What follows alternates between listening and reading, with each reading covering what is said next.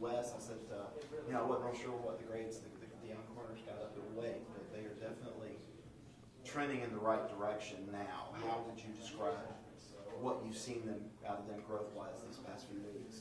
Tremendous steps. Guys are more detailing their work, putting in even more extra time in the film room and study sessions, asking more questions. A lot of times what you have with a lot of young kids is sometimes they're afraid to ask that question because they don't want to seem as the guys that don't know what's going on. And, as much as you always tell them there's no stupid question, just ask a question. Some kids are really gun shy when it comes to that. And I have a couple kids that, they don't hold back anymore. And they ask the question because they want to know. They don't want to be out there second guessing anything. They want to be able to play free.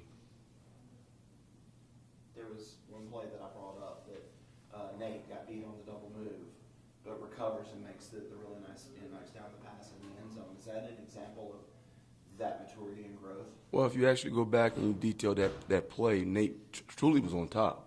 What you would have liked if Nate had done to turn his head a little bit sooner, maybe instead of the pass breakup, he would have got the interception. But true and doubt, it still was a great play.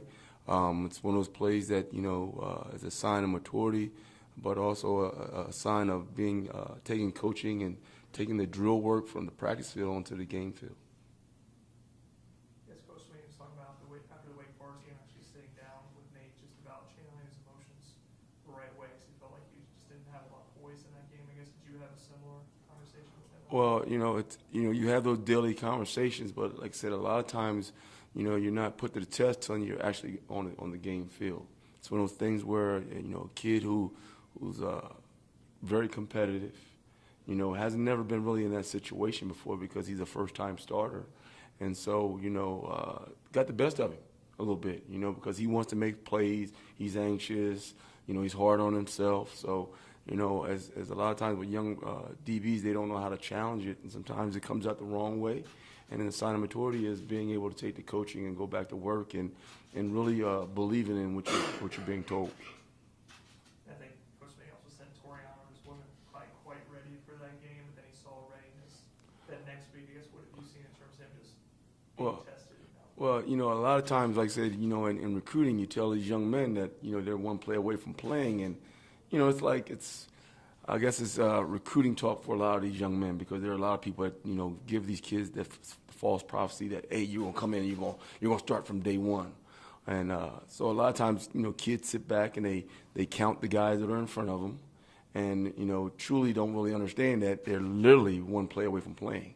And so to go from being probably a guy who maybe get 10 to 15 plays a game to a guy that's getting approximately 45 to 50 plays a game, it's a culture. It's a shock, So, it was a wake-up call, but it was one where, he was ready for it, And like I said, he's grown tremendously, and it's good to see.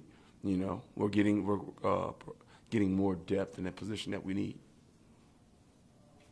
4 blocks now.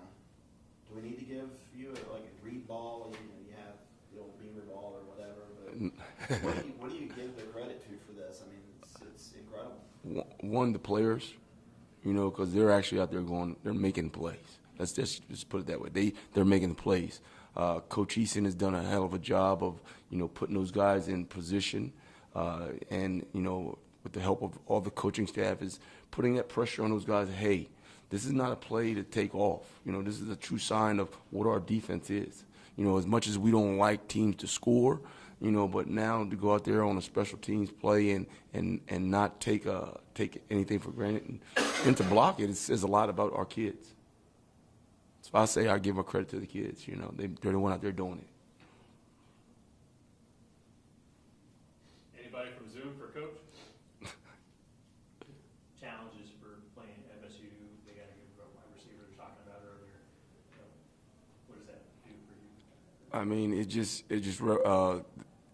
it's why they come here, play big games. Every week is a big game. Every team that we play have had pretty good receivers. And we're going against another crew that, they've got some good receivers. So we can't let our guard down, and we just got to continue to play and get better. Coach, I got one. Trevor Gross from CTechs.com as a special teams coordinator. The 4 blocked kicks and punts this season, that's second nationally. great. I mean, he's brought a heck of a wealth of knowledge. You know, he's coached a lot of ball. He's played a lot of ball. So when you can institute that type of person and his philosophy and his coaching and his demeanor, it does a lot for us. You know, he's made his presence in our room alone, and his staff and organization has quietly been felt. And Florida State the other night, they ran that trickery on the punt return with Pittman and Pokey Wilson. How do you guard against that sort of thing when the expected punt returner is faking like he's going to catch it, and then the coverage doesn't have a clue where the ball is? Well, it's one of those things where you coach the punter's got to relay where he punts the ball, and guys have got to do their job, and then you got to play with some vision. You can't play blindly on a football field, because one, you'll get in trouble. Two, you'll get hurt. And so what you do is you tell guys, hey, read your keys and react. And always got to be ready for some type of trickery. I mean, that's the name of the game now. Everybody wants to trick somebody, So you got to be detailed, and read your keys and then make plays. Anyone else for Coach? As far as Jaden Lucas, Coach Sweeney was saying he thought he was coming, but maybe in practice was a little too casual at times. I mean, how have you seen him progress in terms of his attention to detail? He's another one of those young kids that have, like I said, high school is drastically different than playing at Clemson. A lot of things that you can do in high school that you can't do at Clemson. And one of those things that you can't do is you can't be on the practice field and be casual, because you're facing some of the top guys in the country that will expose you. And so that was one of his things, is the practice tempo was a little different. And we're in high school, you could take a couple plays off. You can't do that. One play off in practice can mean a touchdown. So it's just those type of things that kids routinely have to experience. And like I said, for him, he's in a position that we're using guys left and right. So you've got to be ready. And like I said, sometimes guys come in and they see the number of guys that are in front of them, and they say, well, maybe I won't play as much this year. And now when you actually see that, what Coach Reed was talking about in recruiting come to fruition, you're like, wow, okay, I got to get myself together. So he's done a great job, and like I said, he's doing, he's taking the coaching and he's going with it.